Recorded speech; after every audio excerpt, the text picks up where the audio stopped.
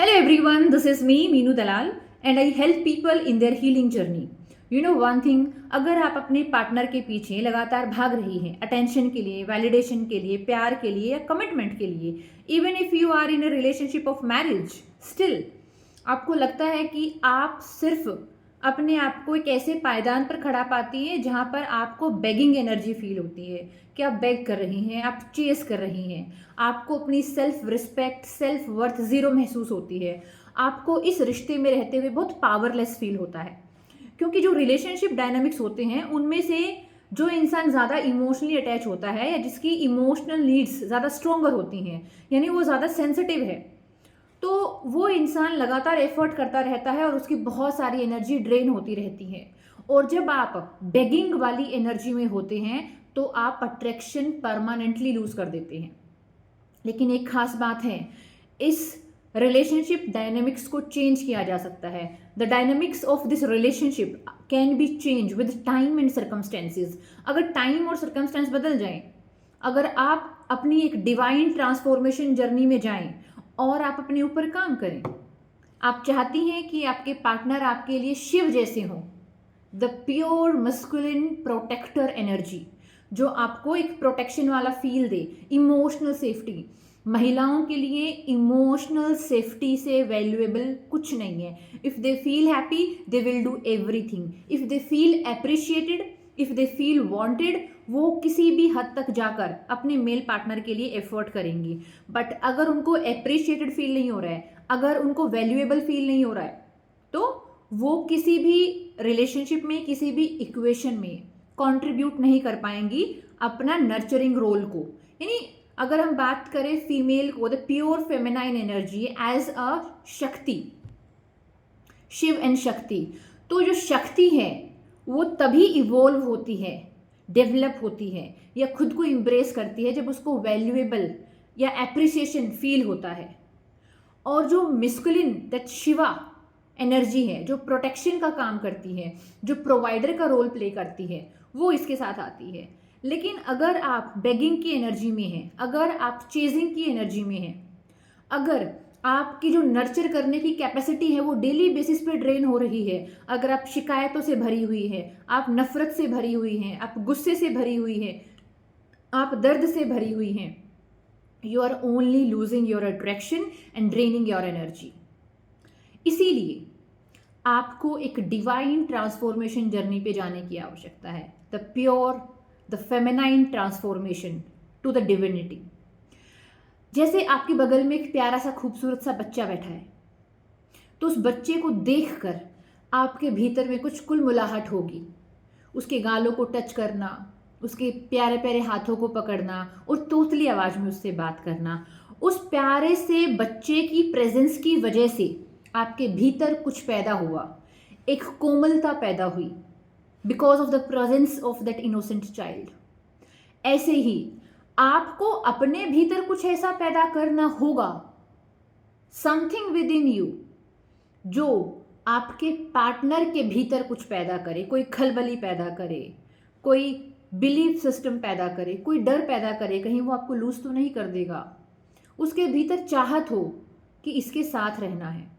इसलिए आपको एक हैप्पी वुमेन बनना है, एक खुशहाल औरत, एक खुशहाल फेमिनाइन एनर्जी जिसके पास ह्यूज पोटेंशियल है नर्चर करने का। और सबसे पहले वो नर्चर करेगी खुद को, वो खुद की अपनी एक लाइफ बिल्ड करेगी, वो खुद की बिलीफ सिस्टम के ऊपर, अपनी पर्सनालिटी के ऊपर, अपने खाने पीने से लेकर अपने पहनने ओढ़ने तक हर चीज़ के ऊपर काम करेगी। वो अपनी मेंटल कैपेसिटी बढ़ाएगी, वो अपनी स्पिरिचुअल पावर बढ़ाएगी। और जब वो शक्ति रूप में आएगी तो उस पार्टनर के भीतर के शिव को जागृत होना होगा, क्योंकि उस बच्चे की प्रेजेंस की वजह से आपके भीतर एक कोमलता पैदा हुई। आपकी खूबसूरती की वजह से आपके पार्टनर के मन में कुछ पैदा होगा, एक पावरफुल शिफ्ट होगा। लेकिन उसका केंद्र आप होंगी। आपको अपने ऊपर काम करने की आवश्यकता है। आपको ये जो बेगिंग एनर्जी है इसको परमानेंटली रिलीज करने की आवश्यकता है, क्योंकि बेगिंग वाली एनर्जी में रह के you will always be a complaining वाली वाइफ, कि सिर्फ आप कंप्लेन कर रही हैं। ये एक ऐसी गर्लफ्रेंड जो पीछे ही पड़ी रहती है।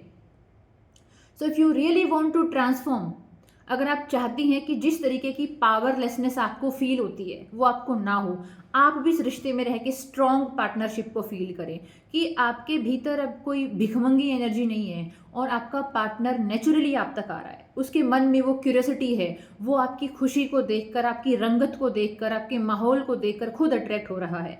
लेकिन याद रखिएगा, ये ट्रांसफॉर्मेशन हम सिर्फ आपके पार्टनर को अट्रैक्ट करने के लिए नहीं कर रहे हैं, ये तो बहुत छोटा पर्पस हो जाएगा। अपनी प्योर फेमिनाइन एनर्जी में होना, यानी अपनी अबंडेंस को अट्रैक्ट करना।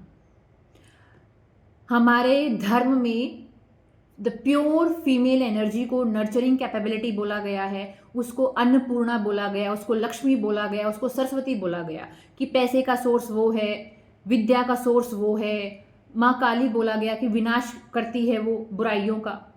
यानी अपने आप को एक डिवाइन ट्रांसफॉर्मेशन देना, अपने एक वर्जन को इतना हाई लेवल पर लेकर जाना कि आप केंद्र बन जाए अबंडेंस का, कि आपकी तरफ हर चीज़ आए, अपॉर्चुनिटीज़ आए आपकी तरफ, आपके भीतर पेशेंस आए, आपका एक विजन डेवलप हो, आपको पता हो।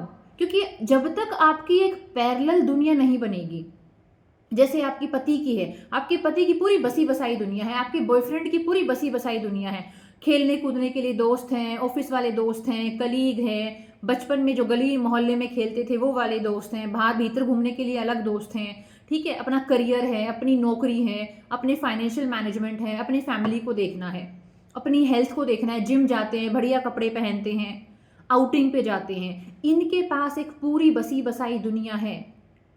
तो अगर हम सुबह उठते हैं और हमारे पास 100% एनर्जी हो, तो ये लोग अपनी 70-80% एनर्जी स्पेंड कर चुके होते हैं अपनी उस पैरेलल दुनिया में। सिर्फ 20-15% एनर्जी बचती है जो आप तक आती है, और वो भी बहुत सहज भाव में आती है। ये कोई एफर्ट नहीं करते स्पेसिफिकली उसके लिए, क्योंकि इनकी जो अंदर की चाहत है घूमने की, फिरने की, क्यूरियोसिटी की, इमोशनली सेफ फील करना, ये बोल चुके हैं अपनी बहुत सारी बातें।